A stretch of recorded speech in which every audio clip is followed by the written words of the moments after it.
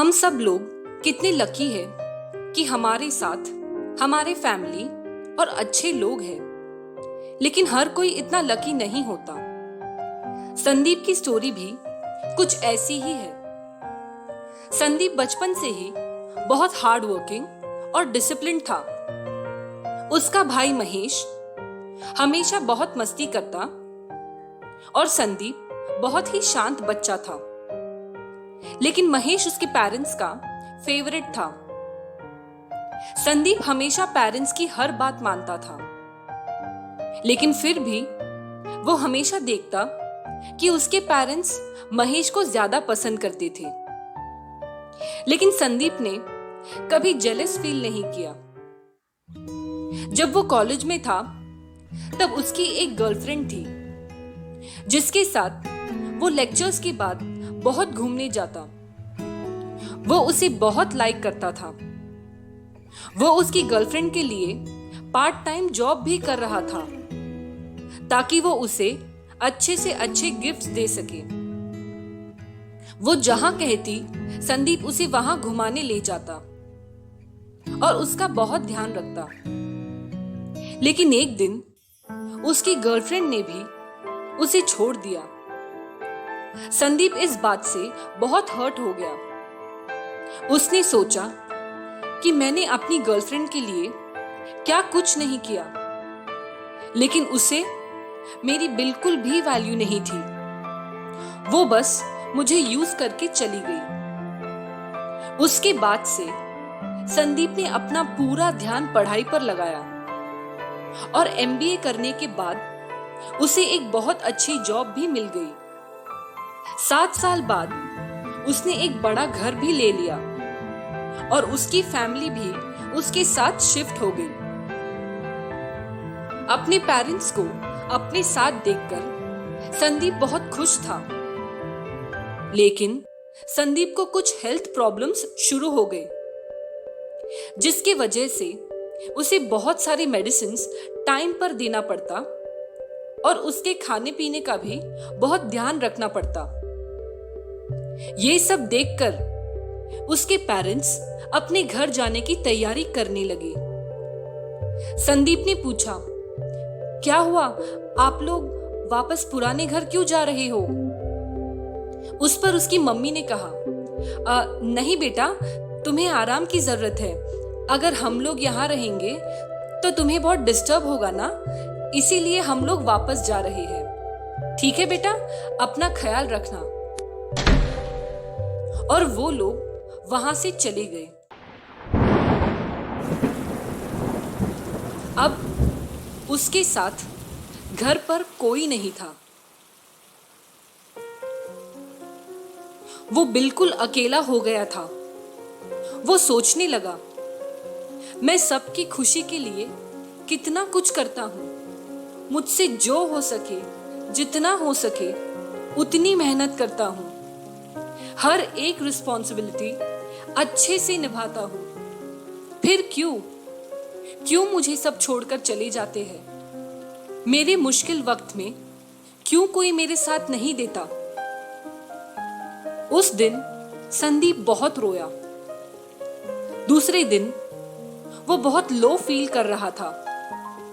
उसके दिमाग में क्या क्या नेगेटिव थॉट्स आने लगे। इतने में उसके बेस्ट फ्रेंड अखिल का कॉल आया। अखिल और वो एक ही ऑफिस में काम करते थे। संदीप की बातें सुनकर अखिल फौरन उसके घर आया और उसे ऐसे कंडीशन में देखकर उसे बहुत बुरा लगा और वो उसके साथ कुछ हफ्तों के लिए रहने आ गया। वो उसकी मेडिसिन्स और खाने पीने का ध्यान रखने में उसकी हेल्प करता। वो दोनों साथ में ऑफिस जाते और ऑफिस से घर वापस आते। धीरे धीरे संदीप ठीक होते जा रहा था। कुछ दिन बाद उनके ऑफिस में रेवा ने जॉब ज्वाइन किया। संदीप उसे देखते ही रह गया और उसके दोस्त अखिल ने उसे देख लिया था। जब भी रेवा संदीप के सामने आती, वो उसे देखकर बहुत नर्वस हो जाता कुछ हफ्तों बाद रेवा अखिल की अच्छी दोस्त बन गई थी। लेकिन संदीप अभी भी रेवा को देखकर काफी नर्वस हो जाता। एक दिन घर पर अखिल ने संदीप से पूछा, यार संदीप, सच सच बताना, क्या तुम्हें रेवा पसंद है? हाँ, नहीं तो? यार, मुझसे क्यों छुपा रहा है? मुझे पता है तुझे रेवा पसंद है। क्या तेरे बारे में मैं रेवा से बात करके देखूं? क्या? नहीं यार, जाने दे। मेरे लाइफ में जो भी आता है, हर कोई मुझे छोड़कर चला जाता है। अब मुझ में बिल्कुल भी कॉन्फिडेंस नहीं बचा। तब अखिल ने कहा, संदीप, इस दुनिया में हर कोई ऐसा नहीं होता। और एक्चुअली मैंने रेवा को तेरे बारे में सब कुछ ऑलरेडी बता दिया है। क्या? तूने उसे क्यों बताया? मैंने उसे खुद होकर कुछ नहीं बताया, बल्कि उसने मुझसे तेरे बारे में पूछा कि ये संदीप मुझसे बात क्यों नहीं करता? वो मुझे देखकर हमेशा भाग क्यों जाता है? आई थिंक शायद वो भी तुझे लाइक करती है और तुझसे मिलना चाहती है। हाँ, और तू उसे संडे को मिलने जा रहा है बस। संडे को दोनों डिनर डेट पर गए। संदीप बहुत नर्वस फील कर रहा था। जब रेवा आई और एक लंबी पॉज के बाद संदीप ने पूछा, तुम मुझसे क्यों मिलना चाहती थी? तब रेवा ने कहा, अखिल ने मुझे आपके बारे में सब बताया। एक्चुअली मेरे साथ भी लाइफ में ऐसे बहुत सारी सिमिलर चीजें हुई हैं। सो आई कैन अंडरस्टैंड कि आप कैसा फील कर रहे हो। और आप मुझे एक बहुत ही इनोसेंट और ऑनेस्ट इंसान लगे। और दोनों ने उस दिन बहुत बातें की। उन दोनों में बहुत सारी चीजें कॉमन थी। संदीप काफी टाइम बाद इतना अच्छा फील कर रहा था। जब वो घर गया तब अखिल उसका वेट कर रहा था। संदीप को इतना खुश देखकर अखिल ने खुशी से कहा, लगता है अब मेरा यहां से जाने का टाइम आ गया है।